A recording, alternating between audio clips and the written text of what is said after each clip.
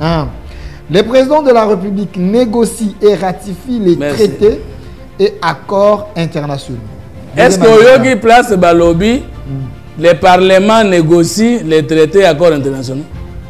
Le président de la République négocie et ratifie les traités et accords internationaux. Nana, étape à Liboso, Ezali, président, moto, azo négocié, puis azo ratifié.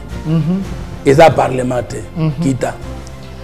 Les gouvernements concluent les accords internationaux non soumis à ratification après délibération en Conseil des ministres. Le gouvernement peut signer un accord et peut qu'il s'amie été. Le président de la République, deuxième niveau, le gouvernement, c'est-à-dire les accords, on les trouve avant, mais on ne peut pas les ratifier sans la loi. Ce n'est pas la loi qui crée les accords. Les accords sont trouvés, mais ils peuvent être ratifiés par le président de la République en 13. Ça a une loi portant ratification. Les accords précèdent la loi. Alors, tu as combien? Bongo bateau, bango batanga constitution. N'ayez bité n'okaki Assemblée nationale, ti même président de l'Assemblée nationale qui est kolobake. Et comme il a noté tous, la beaucoup de la noté.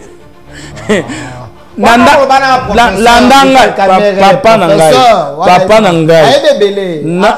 Je ne peux jamais mettre ma connaissance dans doute parce que dans le titre académique on entend en côté. Quelle est la meilleure compréhension? Il semble que meilleure compréhension ezali imibale. OK. Tanga déclaration il y a Boulos conseiller il y a Donald Trump. Tanga déclaration à Macron. Tanga déclaration ambassadrice États-Unis. Tanga déclaration il y a à Belgique. On comprend le bazo saluer accord trouvé entre la République démocratique du Congo et l'AFC M23. N'était ce combat. Maintenant, ndeko Boulos ya lobi boye. Balingi une RDC souveraine. Pe alobi esengeli autorité de l'État ezonga po yango ndeko pesa kimia solo na mboka mobimba. Sikoyo tokene na korango o comprendre. Voilà. Point nini. Les partis reconnaissent qu'une paix durable constitue le socle indispensable à la construction d'une nation unie. Est-ce que les Congo oriental les alliés Bunda tentative ya kukabola Congo au mibale moko ya occidental moko ya oriental pendant 8 ans. Et quoi non to gagner to gagner selon l'accord des principes. Donc selon cet accord parce que yo ya Washington Kagame lobaki mabele na ngaza suna Congo te na Kosaki Berlin de eza soute na Kosaki mboka etikali ya ba congolais luchuru eza pa na ngaite batuti baza ya Congo ya Congo na za loko kolandele su kuna te na lango akinde masangisiri. C'est ça non? Wana Kagame. Donc c'est ça l'accord. L'accord des États-Unis et bomi ba ambition expansive. Mais ambi na ngweza nini ezongeli accord de principe ba signaki sur la souveraineté nationale, l'intégrité territoriale et l'unité nationale, c'est-à-dire mboka ya Rwanda etikali compacté uni, mboka ya Congo etikali compacté uni, motomoko te alukasiri na mutu ya mboka ya moninga. Po bato teki mboka oh tondimi batikala na mboka tete. Article 63. Je suis là. Tout Congolais a les droits et les devoirs sacrés de défendre le pays et son intégrité territoriale. Si c'est que du Mokonzi Mboka. Premier ministre Mokonzi Mboka. Ministre intérieur Jacquemain Chabani, biso nyonso bato tokendeki kuna atanga na kendeki te mboka na ngai kendeki et défendre qui intégrité territoriale Mboka.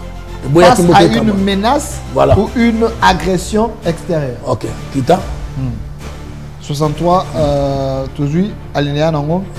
Un service militaire obligatoire peut être instauré dans les conditions fixées par la loi. To réussir na accord oyo ke na bango bato azwaki mindu ko boma biso.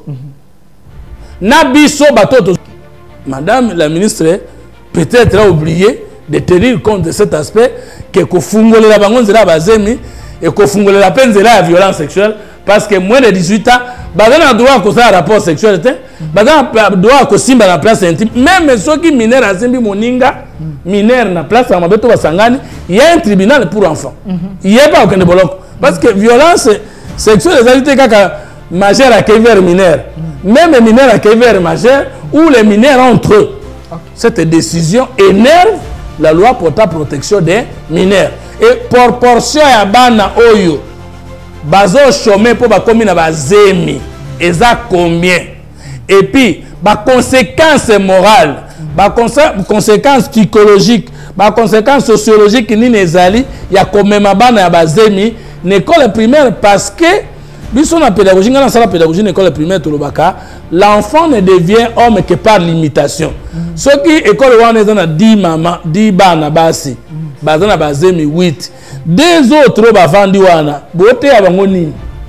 Donc là ça pose un problème, il y a technicité, il y a la personne asengeli na ministère wana parce que ngala so na comme ministre tous les ministres les gars na ministère wana soki bazana bon moi il faut na benga bango qu'ils aient été bons ministres ou mauvais c'est pas mon problème.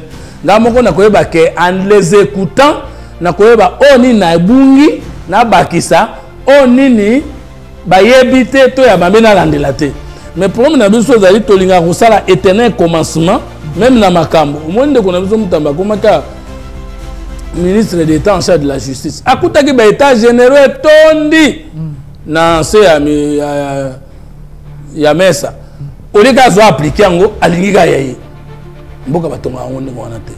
La continuité de l'État signifie na ya malamu na ya mabe zoya mais tant que yo moni ya mabe onyati yango ya malamu ozo yango monaka na constitution chaque ancien président de la République a 10 coups d'après notre constitution sénateur à vie. Oui, sénateur ngolobani sage sénète l'ingoloba conseiller de la République pour asunga moninga que talanga na kwa du place.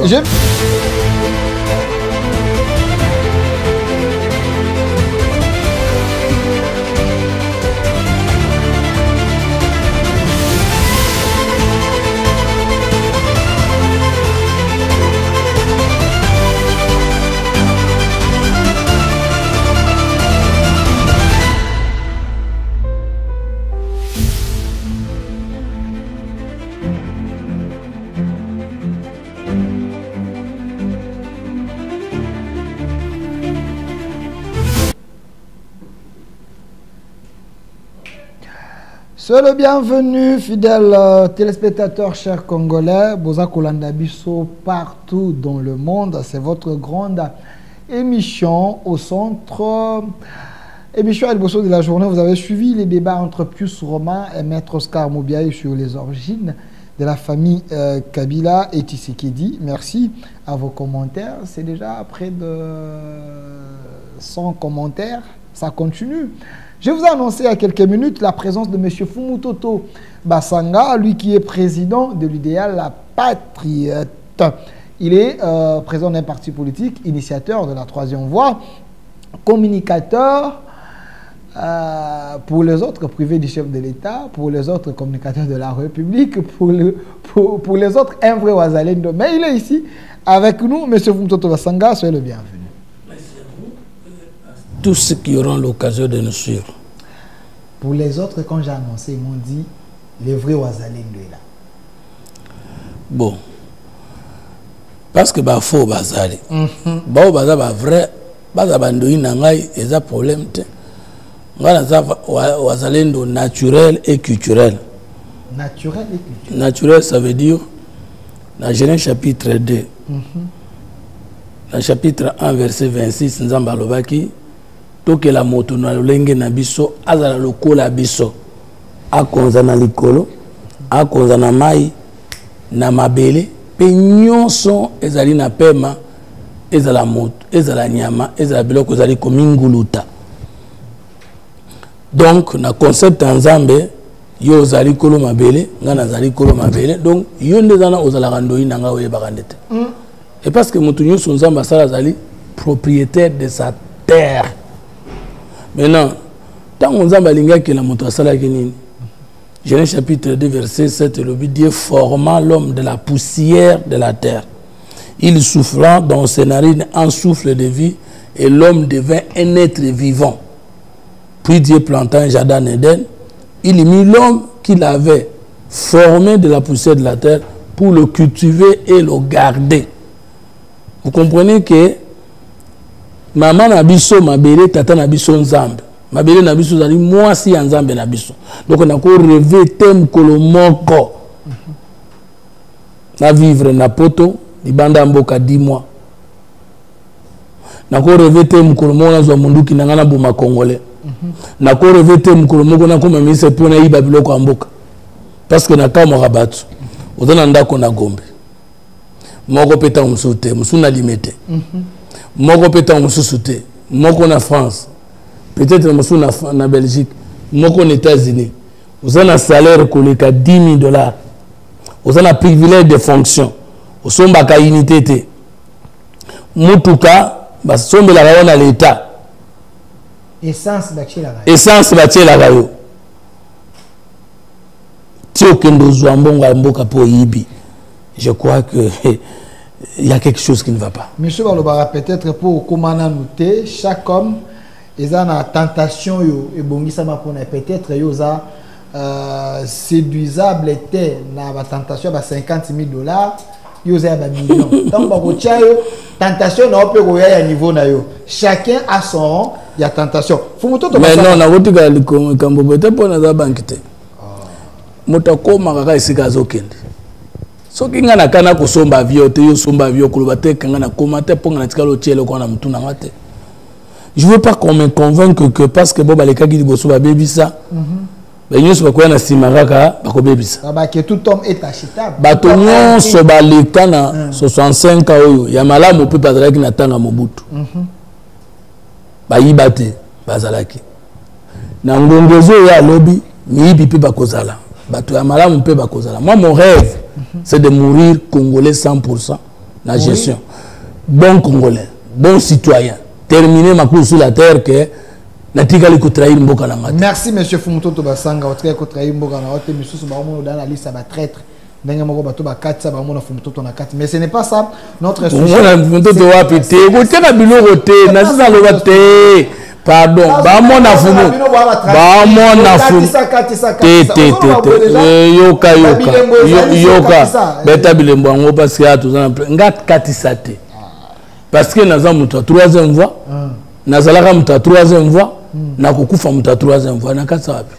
Kasoteka 3e voie na. Et pas nani. Oteka ka on a FCC cash. Comment tu t'es pas retrouvé au même 3e voie, au même on sait pas tirer. Au mone logo lingaki. Non, au mone logo lingaki. Mais moyo ya le centre ngamu tuna créer yango.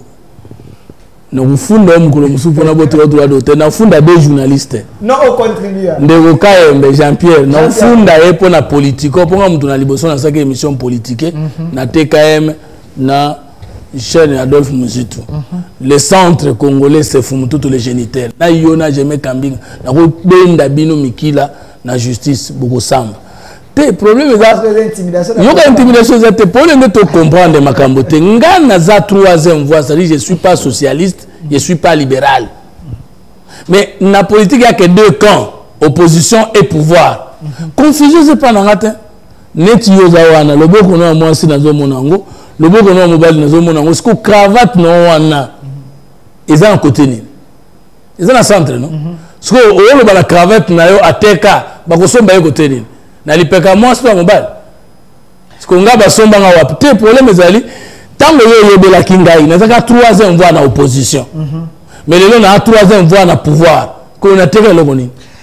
Na lingo loba na oboy. Avant ozala républicain, ozala démocrate, ozala opposition, ozala pouvoir, zamba tinda biso pour tout dans statut à liboso na politique patriote. Parti dans la idéal, moi mboka ya solo. Merci. Alors tango bo sala yo camp de la patrie, ngana bino na sala camp de la patrie boso. Ah donc failli la langue hein. Oh, mais ngana le bateau tika ba extrême. Na personne ba principe yo ba na rappeler. Personne ne connaît tout, mais tout le monde sait quelque chose. Rien n'est totalement bon. ni totalement mauvais. Toutes choses restant égales par ailleurs, ce qui nous unit est plus grand que ce qui nous divise. Que le Congo gagne avec Koussano. Nena yana biloko wana. Parce qu'on a longo la troisième fois la kenda wapi. Thèse nanga na science politique et la troisième voie. Mais moi nanga la troisième cycle et la troisième voie. Ndako na vanda ka ba dessiner troisième voie. Beto na la ka ba dessiner troisième voie. Ba livre nanga nyonso spirituel scientifique politique ce qu'on ngana ko kawana troisième voie na kendo wapi. Parce que yo troisième voie là ndaka côté pouvoir. Bon, ce que troisième voie la côté opposition. Bon alors. Mais tout kende. Côté ba troisième voie ba Cholé ba Eric ba on se prend la troisième voie. Troisième voie là yo là côté à présidence. O lingaka obimbisa débat mais olia odia tata na tuni yoka na no kasi na débat au témoin na ngai eza yo. Na boy témoin mususu. Yo moko juge yo moko témoin. Avant na kota na FCC na kana opposition to na pouvoir. Na témoin yo del fait yebani avant la kota na FCC na 2018 banda 2001 au Kabila kota na pouvoir ti a longo na pouvoir na zaka na opposition tous les Congolais de la diaspora de Kinshasa et province on a pour épouser discours opposition au soulever peuple au salaba ba conférence pour na quoi na tango wala pouvoir na Kabila te il a fait 18 ans na kota FCC na 2018. Na tout une question. Tant on a côté na 8e mois 2018 Kabila a sur na pouvoir tout pouvoir de longue. Tant on a côté FCC. FCC a na pouvoir. FCC a plateforme électorale. Et ça na pouvoir. Nazana Fachi depuis mandat les gars qui tirent le pouvoir ni nazana ngo. Et l'autre signature ordonnance ni nité. Avantage ni nazana ngo. Bénéfice na ce que Draki dans la négociation c'est qu'il peut na pouvoir en benalo ngwana. Oko lembate. Ko lembezani. Oko lembate parce que bato ko to ba esimano bazozwa. Baza ba ordonnance. Bato ba esimana yo ba yaki mikie ba eminen. Fumuto to zaka mata kita vous communiquer matin midi soir pour la chef de l'état pour na mboka pour na ni oko lembate bato oko lembate parce que sokinga na longwe na union sacrée yo zwanini. Kasi bato tena tu na yo opozwani non vous gagnez quoi ce qui na l'union sacrée yo tel fait ozwani te public ne ba public wala ba ozwani bazoka passe ne non na lobe ba kozwani bazoka passe tena tu ni boye ba kozwani ce qui na l'union ba négliger ba bi valeur na ba bi longwa kaka na ko répondre na question wana tiza polémique nga na lobe boye yo personnellement ozo conseiller na l'union sacrée antika fachi. Moi na mboka fumu on dit réponse te donc personne a conseil na longwa kasi ozo eloko te beno eloko yango ndeni musala nyo za kanali eloko yango ndengeni te oza DGT oza PCAT bato ba otangi FCC bato ba lagi na Kabila bato Kabila pesa ba poste ba ene nyo sacré ba ozwa bato ya ba diaspora ba belgicain bango ba kozo yo zaka wana mais soke yindi awa bato ba ko panza mituka na bango eza yo ba panza mituka na yo ba tout ça c'est vous bénéficiez on appelle sujet lelo non bato ne ba yebsinga na ça bénéficier alors mais ça faut moto donc contre la sujet tu là qui on est contre la vie privée là quantité et là bato ba lobi c'est qui nous importe des alliés oyo le ba tout sur la lelo le ba voilà tika la côté moi na mboka futoto ba sanga mais na comme ce message à opinion ba lobo zo lokote longwa kaka bazo reconnaître mais yo au conseil na longwa to na tika APG au peuple de juger. Ah voilà. Moi na mboka futoto ba sanga c'est vrai je vais ouvrir le téléphone on aura 5 ou 10 appels bandeko ba Holanda biso bo Holanda biso en direct na YouTube au centre TV Delka télévision sur TikTok au centre Facebook au centre Facebook communication plus dans la plateforme Nyonso et vous allez appeler et aussi vous nous suivez en direct na télévision. Mais monsieur Fumoto, j'ai que 3 questions avec vous aujourd'hui tout le bela modoa. C'est important parce que le lobby était tu sais qu'il dit vraiment à Tekimboka. Il y a tout repéné à quoi c'est ça.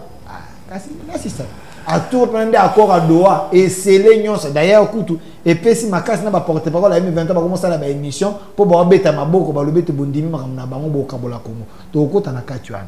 Ya mi bade bitune ba congolais. Ba lobby était ngonga oyo bato bazana passe.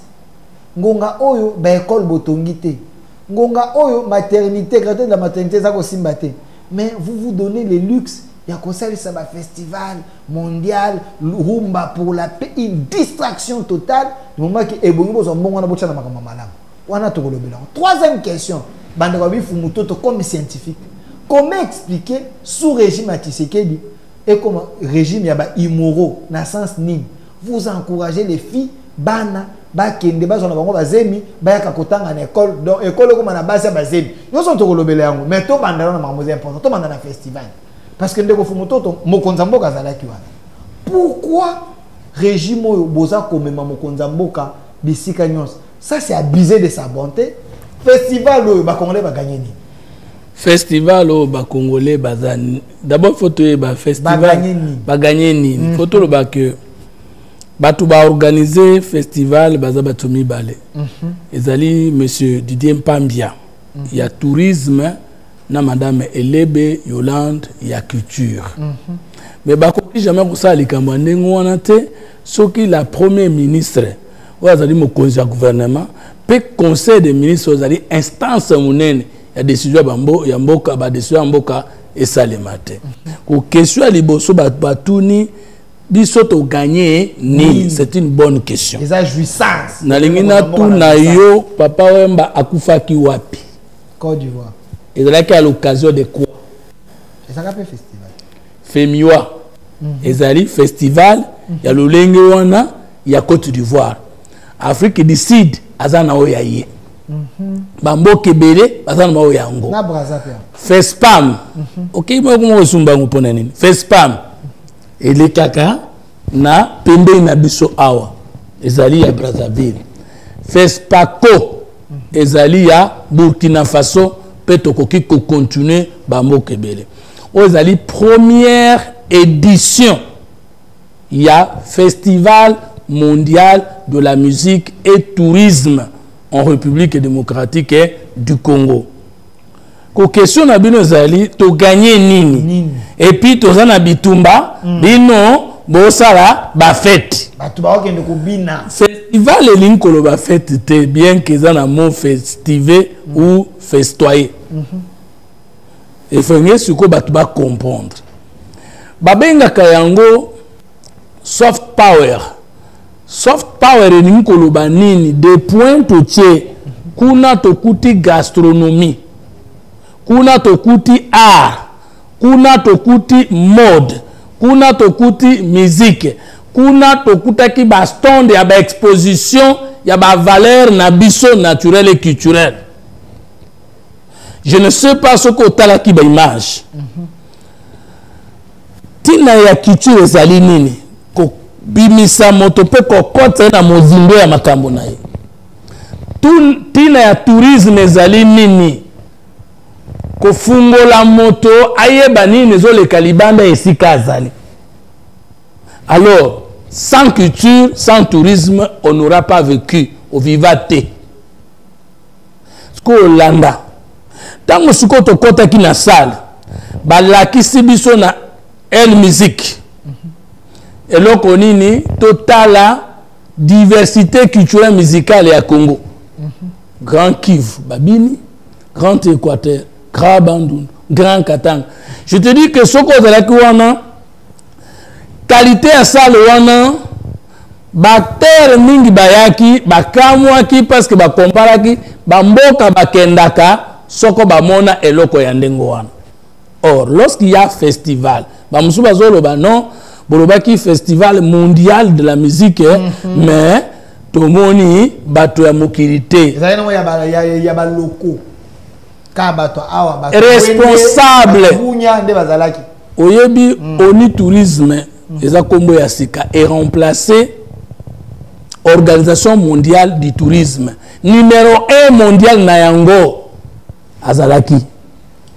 Oyo akodirige yango pe akotika pouvoir na ye na janvier na mois Émirats Arabes oyo akoremplacer ye azalaki wana.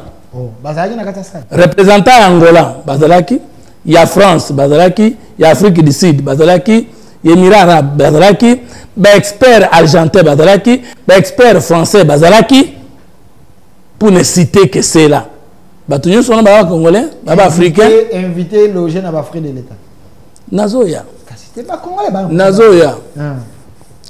Lorsqu'il y a une rencontre pareille, qu'est-ce que le Congo gagne? Bato bazo ya ba pa ba na mboka na biso. Ba ya kana banda ko na bango na Mukongo. Tango to keneki na Lualaba, biso nyonso kenena banda ko na biso. Ba hotel o ezala kuna etonda ki bato te. Tango etonda ki bato fele. Ba contact esalema ki te, ba relation ezala ki développer te. Ba mariage esalema ki te. Ba ouverture entre les gens esalema ki te. Image ya Congo et mataki to kitaki. Et là quoi il faut retenir yango wana. Et là quoi mi balé ya koyeba que ministre ya tourisme na ministre ya culture basala ki innovation à malam pendant la guerre. Na ko tout non question. Peut-être on a no kufela te. Mais na biso ba to kufela ba bote, to kufela pe bandeko, to kufela pe bana. Est-ce que depuis ndeko na kufiti ba kokunda ti matango ko panza na moto akufela sekakate? Est-ce que tant que c'est cabo ça n'a pas naé, bossa n'a pas naé te. Alors naningo tout na oboy. Yo moni que zali normal. Il faut pas travailler baké, ba défendre kamboka kana mindu kité. Domaine nyonso ya vie et défendre kamboka. Tala école local à Rwanda. Imaginez parce que na soft power Rwanda, il faut pas oublier qu'il y a la diplomatie culturelle qui influence la marque ou la façon de voir des gens sur le Congo. Ils ont changé conception, perception à bateau sur le Congo. Et c'est ce que le ministre du Tourisme, le ministre de la Culture, Basalaki. N'a pas ce exemple. Rwanda, Mboka Muke, Azana publicité na Chelsea. Et c'est équipe yani? Arsenal. Et ça Mboka ni? Angleterre. Zoua. Azan Atletico. Azan équipe, Azan Mbokani? Espagne. Zoua Azan PSG. France. Zoua Azan Bayern. Allemagne. Maintenant, Batouana ba mona Rwanda te, mais bazo mona yena ba tricot. Image à Rwanda zo beba tozo mata. Vous voulez que le Congo, mais c'est là, mais si vous comprenez, important, mais alors, on comprend l'importance de la bataille culturelle, la bataille touristique. C'est là qui événement, il y a mounene mkolowana. Tout ça qui n'a échangé réalité. Tout ça qui n'a palais du peuple. Tout ça qui n'a ça n'a biso en face à parler du peuple. Yo aussi que n'a na buto mona échange culturel salement entre bateaux. Au mona qui va contacter et salement entre bateaux. Est-ce qu'il fallait Congo éthique à la kaboye tokoki ko sala te makambo tokoki ko teka image na ngo autrement. Ba musuba lobino Didier Mpambia azwaki Optimum entreprise naye ye azan neve il y a Premier ministre, Madame Judith Soumino, il y a un monde à Sali Sibilokwana. Non. Favoritisme et ça. Mais il y a du bien Pambia, Azam Moutuyama Indombe. Maman Judith Soumino, Azali Moto, il y a. Comment central? Sou Azan Neve Nendeni. Batubakosi? Au moins, on a un tweet Nanini. Oui, oui. C'est quoi? Deux. Lui n'a pas utilisé entreprise Naye Optimum. Mais un salaire qui contraint un expert pour que Moussa le Kamalam. N'a pas tout une question. Oye baka parmi les Congolais, n'a pas tout une question autrement. Matanga ya papa Etienne Sekeli wa Mulumba. Et les gars m'avaient tout madame côté organisation. Et les gars bien. À quel point yambaka pape na Congo, les gars m'avaient tout les gars madame. Natangeli yo kava comme ministre Didier Mpambi, ministre du tourisme, a sali parmi les Batoisarakiam. Organisation wana ya koyamba papa. Mais c'était pas. Biso nyoto kumisaka yango tozalaki na yo na kati ya stade ya nini ya babe ngoni. Organisation Nandolo. Bien. En tout cas, ezalaki tout le monde avait félicité même bato opposition. Matanga il y a papa Etienne Sekeli, tout le monde avait vu, on avait accueilli combien de présidents congolais au wana azali kosala na comme ministre était. Dans la vie, moi, je wana asangisango na kata ya gouvernement ebima. Bolobite to dépenser mbongo belé. Mais image ya mboka to teka pour que bato ba changer perception à Congo. influencer diplomatie culturelle à Congo pour que considération à Sika et ya mabeni to sali. Ba retomber à diplomatie culturelle les amis. Retomber à diplomatie culturelle les alinines. Parce que Zela Rwanda yo lekie na bagoril. Mais ye azoko sambongo na bagoril kolekayo pona nini manque ya tourisme bato bazo ye bateni neze pana yo. Retomber à tourisme ezani tokenda ka Paris. Mitu ko nyoto kuta ke telemi wana na place wana babenga nini. Na Champs-Élysées wana place au totelema mitu ko nyoso wana mbongo to kotsa kana to kozanga pona nini. Et quoi à combien? Le tourisme, c'est parmi les domaines où ils ont il y a dans les pays développés. Comment on peut condamner un ministre du tourisme d'ouvrir le monde aux sites touristiques du Congo, aux événements touristiques du Congo, alors qu'il n'est pas possible d'avoir un gouvernement sans ministère du tourisme à l'intérieur? Comment on peut condamner ministre de la culture à Sangissa parce que tant que non soft power zali tozali gastronomie zali tozali musique zali tozali art zali tozali mode zali tozali diplomatie culturelle tozaki ba exposer biloko etekama ke somba maki le même jour place on na telemaki ngana zako tala biloko moko e bano kamisa ngai à ma grande surprise beto pe azoya kutu alobi nanga yo batami awa. Moi, j'étais en train de découvrir biloko musu na tanga na classe na oka ngona kombo mais nazo mona ngona maboko nde na baston obatami awa yoko ko moteka te ya kutingai ngai ebiteke ya zo koma mais ya kutinga na teremi wana yoko zalia ozoteka na bitera zoteka te chef de otala abando tala wana mais batu musu balobi na yete na lobi abando tala wana sika kutaka. Alors batu musu balobi monsieur Fumutoto, vous choisissez des thèmes qui énervent les gens. La rumba pour la paix. La rumba, ça a quel rapport avec la paix? Non, Oyoka. Partant de la définition, il y a musique, l'art agréable, les sons, ainsi de suite. Est-ce que la paix est au côté de Katuan? Ça, c'est moquer des morts congolais. Oui, vous le voyez, c'est grave. La route de la rumba pour la paix. Mais si vous voyez baraté, na bokoko na yona ngai, koke na bilanga, koke na chasse, hein? Basala kangona nzembo. Même bitumba oui, même na Israël, pour que na bitumba faut trompette et bêta, trompette c'est la musique. Vous comprenez? Même si vous avez une apocryphe, vous avez lancer la trompette. Premier son, deuxième son. Et ça va trompette, non? Donc, il n'y a pas quelque chose. Même yonde botambo, papa na maman no bapota na musique na danse, non? Vous savez quoi? Kotambo la on a danse. Oh, mais tala na yebso boye. Censure. Non, censure na lobby logoté. Na sina lobby, même si on a retiré ça sur qui. Na lobby boye. Oyebi mboka nyoso a monde entier loko définir ça. Mboka nyonso a monde entier identité na ngo za neloko nini na hymne national est la musique to musique. Donc la chose la plus importante dans un peuple c'est sa culture. La chose la plus importante dans un homme qui veut l'ouverture c'est le tourisme. Je peux même vous dire que le tourisme na culture za eloko moko parce que soko tangi mingi motambola te ozayuma mais soko tangi mingi osangisi na kotambola ofungwami deux fois. Je vais vous dire autrement, oui, atambola mingi ya koleka mtatanga mingi.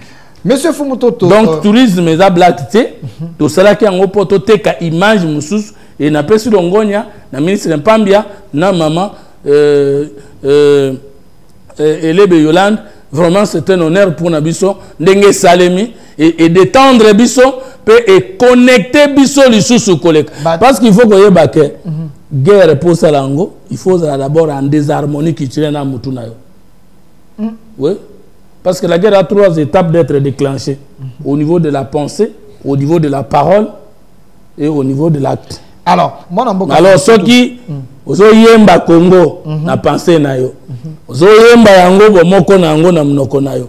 Okozwa tani na osimba lisasi na maboko noko ko mamboka na. Monsieur Fumutoto Basanga et question éthique en l'air, monsieur répondre na onde mususu a komeli biso a lobby était bosali festival antomoni ata bikeko ya basuku na bapendete bilo on a wana kotakite wana kotakite za vingtaine bozwa te mais biloko etika na za vingtaine eza te tozwa te eza interpellation ya malamu faut kozwa yango parce que kotika culture oyebi nga nakenda na za vingtaine wana na musée wana namoni eloko moko ekamwisa ngai na Cambridge quoi na ya Belgique wana na jardin na bango nyonso bikeko bato mwindu.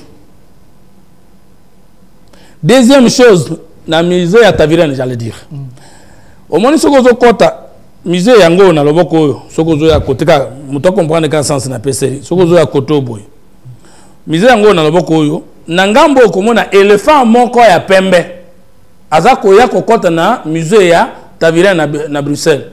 Éléphant wana ya pembe est un symbole ya hégémonie belge parce que Belgique a des symboles culturels où la monnaie na est atomium na éléphant monsieur cause la mais on a kanga parce que on a cherché culturel yango wana okomona likolo éléphant wana batumuindo misato mitakala na mukongo soki babuka loba des jours na tuni moto wana qu'est-ce signifie cet élément blanc alors c'est la puissance culturelle belge. Mais qu'est-ce que signifie les trois noirs à nu? Na makonga na bango. Alors binanga yo zo mutaliboso tuna question o utu api. Et na yebi to okoye baté parce que na futi mbongo na ngai 30 euros za mukete. Pour na kota, vous devez m'expliquer tout. Hier mutayebi sanga yo en 2016 que d'ailleurs vos statuettes nous embêtent ici dans le couloir de Kéré en tout moment. Ça j'ai entendu na moto abattre la camise. Alors na kenda sikoyo na musée ya Cambridge na France na kuta nzete moko boye ya mulai ya plus de 7 mètres bato bakena na musée wana bazolanda ngai na tuni bango ni no il paraîtrait que na nzeto nde bandoka batu mwindo bandai ko ya kolokaka mais siko bandoka batu mwindo baloki na nzete na bango boye na ngwa osala nini. Mais pourquoi tu poses cette question? C'est une œuvre d'art. Donc pour te dire que ceux qui quittent na biso ezali bien boka na biso kozala bien. Ça peut tourisme ça bien to ko kotsa mbongo belé ya kosakana te.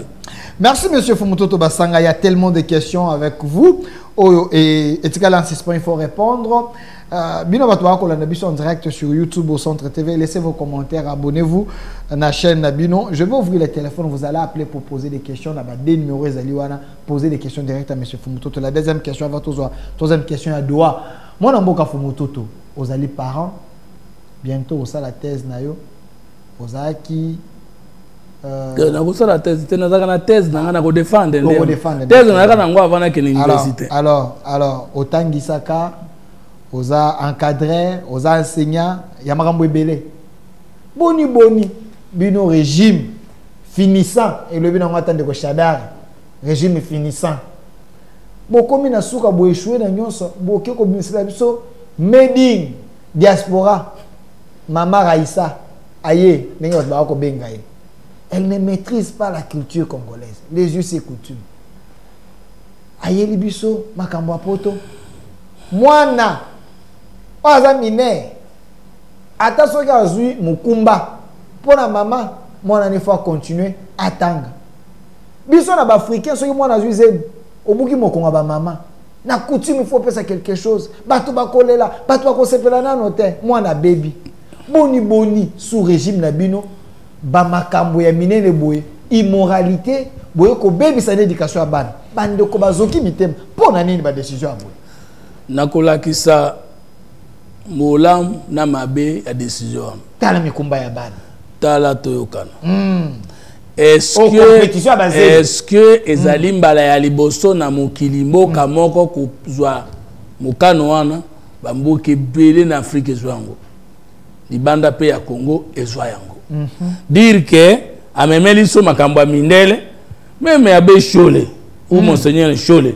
téléphone aza nango eza ya mindele abasholo kuto asepeli te na makambo yoka te téléphone aza nango eza ya mindele oh bo memeli biso immoralité mais téléphone pe ne soko oza immorale ko pesa pe immoralité na kati tokoki kolingana no te ko diaboliser ministre du coup. Pour te retourner à la question, est-ce qu'il y a un âge de la loi pour que moi dans l'école primaire? Est-ce qu'il y a un âge pour un homme d'étudier? Moi, si nangai akoki kozala na 18 ans, akoki kobala déjà à sous mineur était ce qui à l'école 18 ans. Ko moi si nangai na asukaka na 4e primaire, ngana ngina tangisa ya continuer.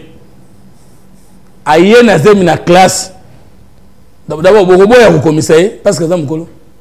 Est-ce que la loi congolaise détermine l'âge pour l'école primaire? Est-ce qu'il y a un âge pour l'université? Même à 80 ans, si tu as un premier graduat à Kobanda. Est-ce que tu as raisonné? Que tu as 18 ans, est-ce que tu as en école primaire à 25 ans? Il a fallu d'abord Koloba. Ceux qui sont à 25 ans, mais à Libala, ils sont en école primaire. Vous ne parce qu'ils sont mariés à cause de l'école primaire. Ceux qui doivent négocier, d'accord. Est-ce que pour balobi que moi si ce cas dans azem baka tailler classe T, est-ce que l'intention est d'aller à Zoazem? Est-ce que classe tout déjà ministre motetindi à Zoazem? Faut tout raisonner. Est-ce que l'école na ba école catholique protestante bana babimaka na bazemi na classe T?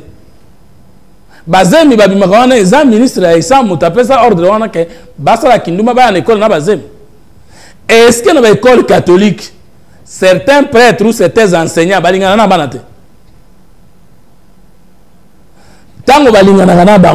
tout le monde, décision,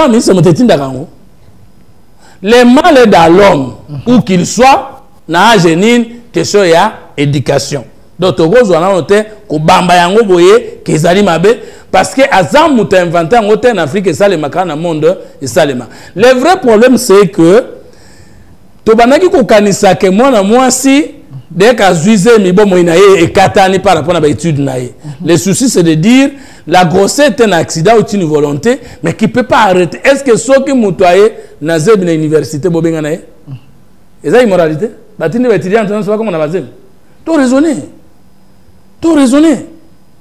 Parce que tant que bango ba catholique balobi ba boy ba école na bango na conventionné bango na ba futa mbongo na tout le temps mutafuta parce que na kata catholique ça des écoles conventionnées ou les alliés publics na ba école catholique ça privé ngai soki na za président na kata bango mbongo l'état futa ngai na kata bango chola bina ba loi parce que yo sali ba école na bango o ya école mais batika chaque école athée selon ma valeur l'école catholique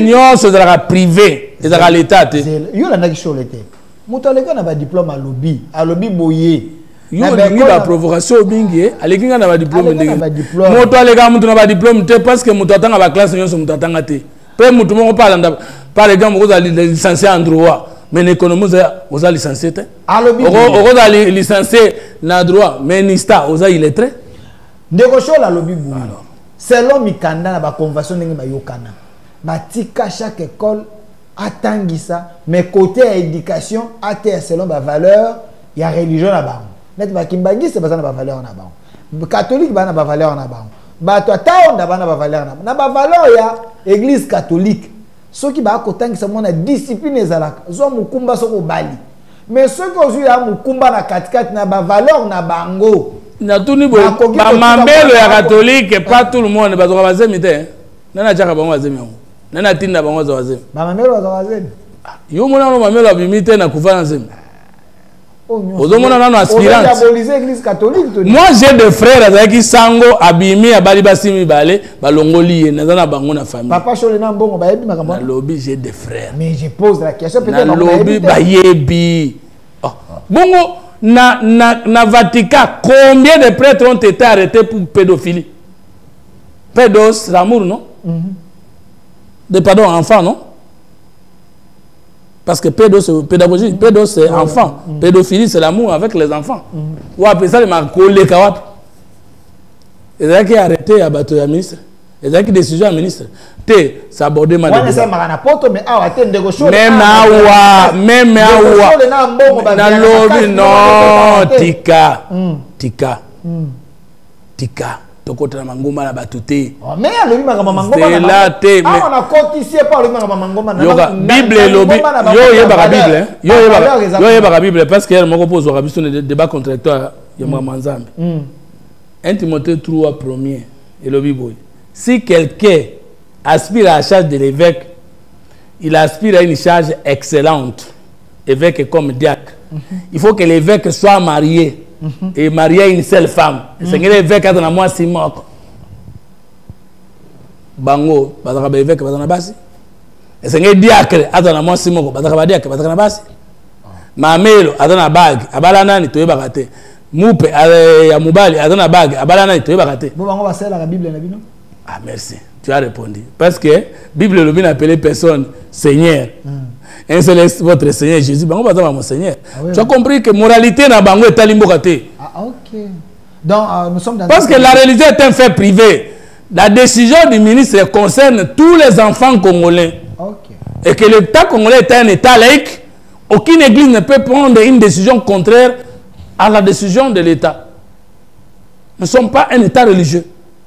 Et par conséquent, comme enseignement privé est reconnu dans le Congo, dans la Constitution, en ce moment, enseignement privé, mais on peut savoir dans le Congolais, enseignement islam, enseignement christianisme, et ça m'a bien. Et ça privé, soutenu par l'État, et ça m'a bien. Batika na école na bango, l'État a sa école na ye, c'est longa. Maintenant, Tokei, on est à côté, il y a tout diabolisé, nous sauté. Mais quand on a dans le que la décision a été précipitée. OK. Et ça dit à Koyeba, quelle est la nécessité depuis le président Tshisekedi est au pouvoir dans le sous-secteur Ouana.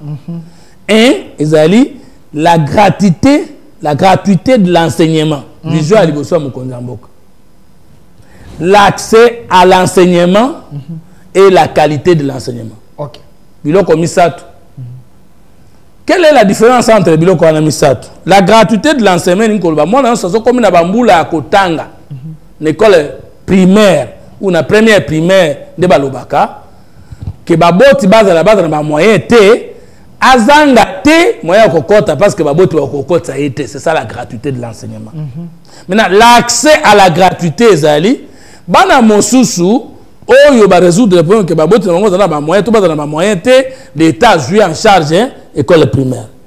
Deuxième problème c'est posé, bana mosusu ba mosika na sika classe Zali. Par exemple, na bambo komona école primaire est en moment. Deuxième école primaire est en Welenge. C'est 3 km. Moi, na 7 à 8 ans. À cause d'un accès, la gratuité est là, mais l'accès n'est pas là parce que proximité, l'école là, moi, ils ont posé problème. Il y a une école, et une décision, il y a créé depuis 1960. Il y a des gens qui ont créé une école à Sika, et dans l'université, et dans l'école secondaire, et l'école primaire. À créer une école pour résoudre des problèmes, il y a gratuité, combinée à problème, il y a accès. Vous comprenez la différence entre gratuité et accès. Troisième problème, école, autant que la gratuité, bana, bazali kozala, mukepo, babote bele, bazala ba moyen ko futi ça, ko futi la bana classe. Parce que bana nyonso bazongi na classe, au moins que place bana noko vanda salle moko 20 avec la gratuité comme combien 40. Ce qu'on enseigne ko sang c'est sous na salle to comme na première qualité de l'enseignement. Il y a moni l'état qui charge tirelo ndeko waza na service national général wana ko sa musala malamu ya ko kabula baba Kasongo Kabwika. Kasongo ndeko Kasongo Kabwika akosala musala ya elonga ya lokumu. Oyoki est-ce que maman Raissa, tant qu'il y a une décision, que même moi, dans la zemi, aya na classe, ba kata classe te, ezo kota na ka nini, na politique sociale nini, la gratuité, l'accès ou la qualité de l'enseignement. Et proportion ya bana oyo, bazo chômé pour ba komi na ba zemi, eza combien? Et puis, bah conséquences morales, bah conséquences psychologiques, bah conséquences sociologiques, ni nezali, il y a quand même abana ya bazemi, l'école primaire parce que Biso na pédagogie, dans la pédagogie de l'école primaire Tolobaka, l'enfant ne devient homme que par l'imitation. Ce qui école wana dans 10 maman, 10 bana basi, bazana bazemi 8. Deux autres ba vandi wana, boté abangoni. Donc là ça pose un problème, il y a technicité, il y a la personne à Sengeli na ministère wana. Voilà pourquoi j'arrive. Mais à l'époque de Willy Bakonga, on sentait quand même la touche. Ouais, yo lingi ko le kalibo songa moko nazo ya. Ukomi pressé boy. Bato. Yo zelanga na bossa ni te nazo ya wana. Alors mutu ya liboso a pratiquer la gratuité de l'enseignement. La politique sociale chef de l'État à cette époque-là, FCC bandima quitté, mais bien qu'Azala qui moto FCC a décidé qu'il a appliqué en go, Pezala qui réussite, Bisson Tokumisaki, comme Bonenan. Ezalin de Kowili Makonga, Oyouti, Otanga. Lorsqu'il a fait réussir ce programme-là, il a tablé sur les 3 priorités na Outu Kolobanayo. 1. Bisson Toolité, pourquoi Tokelaki la loi sur portant protection des mineurs. Préoccupation à l'Ibosso Ezali, diminuer ou arrêter, combattre ou finir, cesser avec la question des mariages précoces et des grossesses précoces. Nde oyoka loi wana ke mwana ya moins à 18 ans, ya moi sto ya mobile. Ata ye moko abengi yo sangana na ye, soko sangana na ye ezali ko benga ma violence sexuelle. Ata aussi bien nesika oyo ezali intime, ezali violence sexuelle ponanine parce que taux il y a grossesse précoce, na mariage précoce ezali qui très élevé, ne to sala ki loi wana, je crois sous madame Matoko et c'est une bonne chose. Maintenant ce qui le toko fungola brèche que l'école primaire bana bakoki koya na bazemi. Or moi déjà dans l'école primaire aza supposé être mineur sauf exception. Il y a quoi dans la zemi déjà motacha qui est zemi déjà fait que na boloko à 30 27 à 20 d'années. Il y aura combien de procès sur Banawana? Madame la ministre peut-être a oublié de tenir compte de cet aspect que Kofungole la bangon zela bazemi et Kofungole la peine zela la violence sexuelle parce que moins de 18 ans bazana droit ko ça rapport sexuel bazana droit ko simba la place intime même ceux qui mineur azimbi moninga mineur na place ya mabeto basangani il y a un tribunal pour enfants il y a pas aucun boloko parce que violence sexuelle les alité kaka majeur à vers mineur même mineur à vers majeur ou les mineurs entre eux. Cette décision énerve la loi portant protection des mineurs. Cette loi est conditions de vie na bangona est différente. Alors ce qu'on sang ici, toute décision aux autres sans tenir compte de la présentation culturelle est bon. Donc tout le pour la moralité, tout le pour la pédagogie ni tolinga, moi na mineur on suppose vie na éviter. Nous autres na yebi malamute toujours protéger contre bateau basi balekani âge ne ba baby sayete. Siko tango ya koya na zemi na 6e primaire.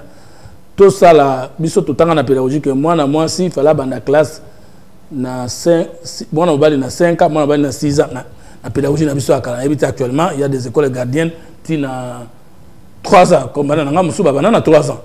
Mais tout ça siko yo moi na école primaire suka âge na ezani. Surtout aujourd'hui, à Bani classe na 5 ans. À 6 maternelle, au 4 ans. PC 6 ans, il a combien? 10 ans. 10 ans. C'est ça, non? Maintenant, moi, on a 10 ans.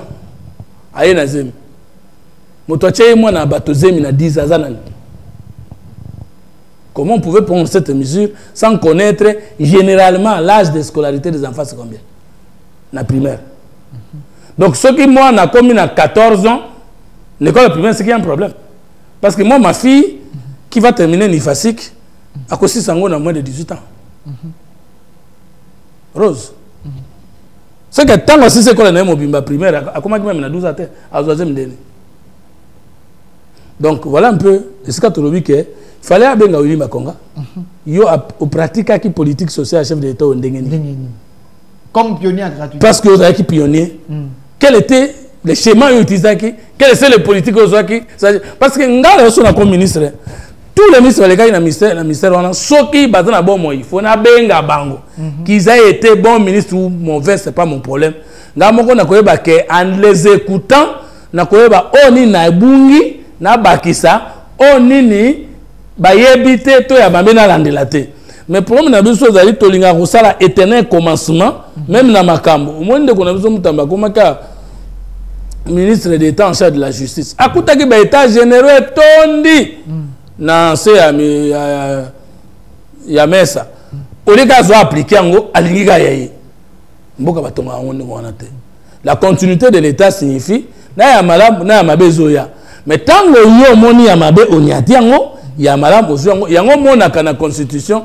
Chaque ancien président de la République a 10 coups d'après notre constitution, sénateur à vie. Oui, sénateur Ngolobani, sage, sénète, et conseiller de la République.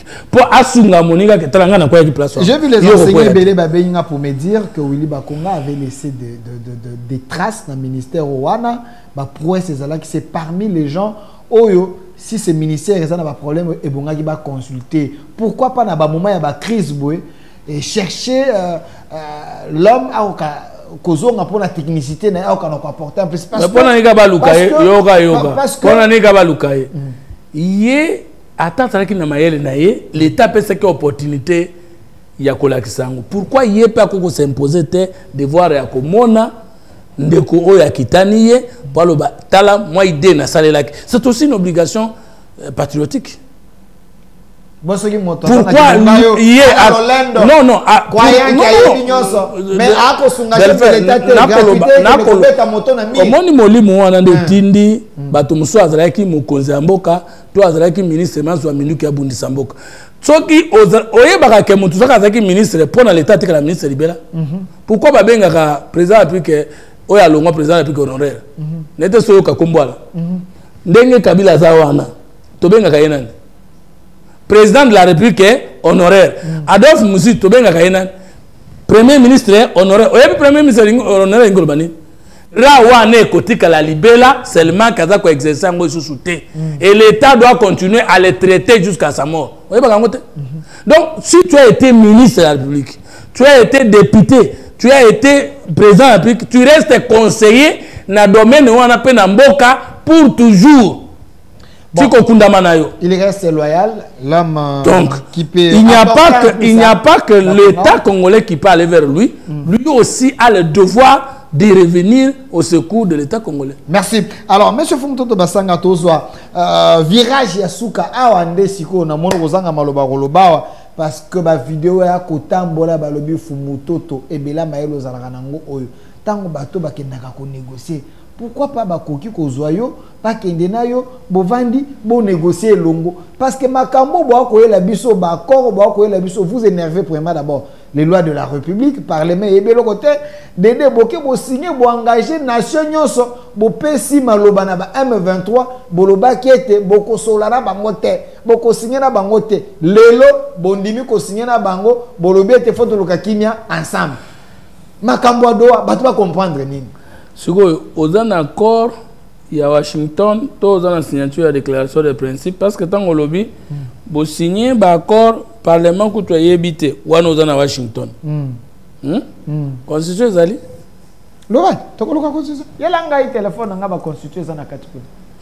D'accord, Jacob, il y a un téléphone. Ok.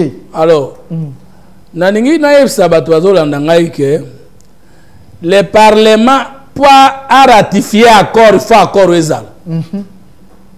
parce que le Parlement ne signe pas les accords. Mais bon, accord de principe, accord ils ont 4, il y a un débat congolais va comprendre accord de principe. Déjà accord ils ont 4. Que soit Makashi. Et dans l'article 213. Dans le 213 ce qui mémoire n'a trahir ngate. 213 214. Mokilia kolanda yo. Et autre trahir ngamonaza mututu. Oh. Loba, article nini 213, 214. Bino ba Congolais boa kolanda biso le musée est en ligne, laissez vos messages en ligne, nous allons lire tout vos messages. Attends consent libéral. Article combien 213. Voilà, toza koluka constitution à 213 yango. Le président de la République négocie et ratifie les traités et accords internationaux. Est-ce que Yogi place Balobi le Parlement négocie les traités et accords internationaux? Le président de la République négocie et ratifie les traités et accords internationaux. Nana étape à Liboso, ezali président moto azo négocier pe azo ratifier. Eza parlementaire kita. Les gouvernements concluent les accords internationaux non soumis à ratification après délibération en Conseil des ministres. Gouvernement peut akoki ko signer ba accord et pe kisami yete toki du président de la République. Deuxième niveau, le gouvernement. Les gouvernements concluent les accords internationaux non soumis à ratification après délibération en Conseil des ministres. Accord à Washington, à partir de aujourd'hui, les ministres des Affaires étrangères à Rwanda, les ministres des Affaires étrangères à Congo, ils ont signé un accord. Donc, représenter le gouvernement. Il en informe l'Assemblée nationale et les Sénats. Na oyo senga ratification te ba signer ngo ba ko informer ka Assemblée nationale na Sénat. Kita Cité 14 ici, 213 ici. Tu as 14? Oui. Les traités de paix. Kasi traité, balobi accord te babi traité de paix. Parce que traité, accord, convention, concordat et de la biloko ekese. OK? Les traités de paix, les traités de commerce, les traités et accords relatifs aux organisations internationales et au règlement des conflits internationaux. Au règlement des conflits internationaux, le col a tout ça, les accords à Washington, il y a règlement des conflits, de guerre ou d'hostilité entre les à Rwanda. Ce qui engage les finances publiques. Ce qui modifie les dispositions législatives. Oyo tango ko signame esenga bobongola na mobeko nde yango signame boko kina ko signango te so babongoli mobeko te or parlement da bongola mobeko. Ceux qui sont relatifs à l'état de personne. Oyo tali pe lo lenge abatu e bongwana. Ce qui comporte échange et injonction des territoires ne peuvent être ratifiés ou approuvés qu'en vertu d'une loi. C'est-à-dire les accords, on les trouve avant, mais on ne peut pas les ratifier sans la loi. Ce n'est pas la loi qui crée les accords. Les accords sont trouvés, mais ils peuvent être ratifiés par le président de la République en 13.